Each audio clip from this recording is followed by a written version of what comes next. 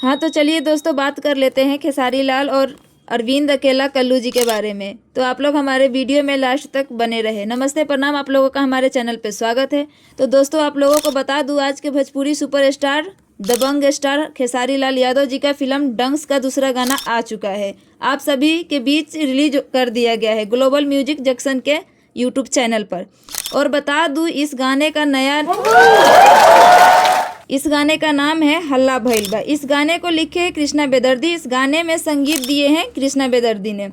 गाने के रिलीज के बारे में बात कर ले तो रिलीज तो अच्छा है, काफ़ी ज़्यादा अच्छा है, वायरल भी है। इस गाने को गाए हैं हमारे भोजपुरी के सुपरस्टार दबंग स्टार खेसारी लाल यादव। इनके साथ में है खुशी कक्कड़। ये गाना काफ़ी कमाल का है, बवाल है, सुनेंगे तब पता चलेगा।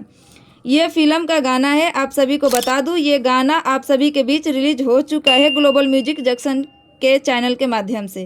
जो लोग नहीं सुने हैं जाके सुन ले, देख ले। और ये गाना सुन के हमें कमेंट करके ज़रूर बताइएगा ये गाना कैसा है। अब बात कर लेते हैं कल्लू जी के बारे में।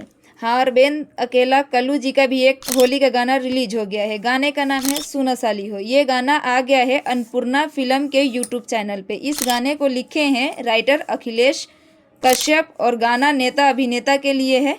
काफ़ी कॉमेडियन गाना है। ये गाना आप सभी को बहुत अच्छा लगेगा, बहुत ज़्यादा पसंद आएगी। ये गाना देखकर बताइए हमारे कमेंट बॉक्स में कैसा लगा गाना।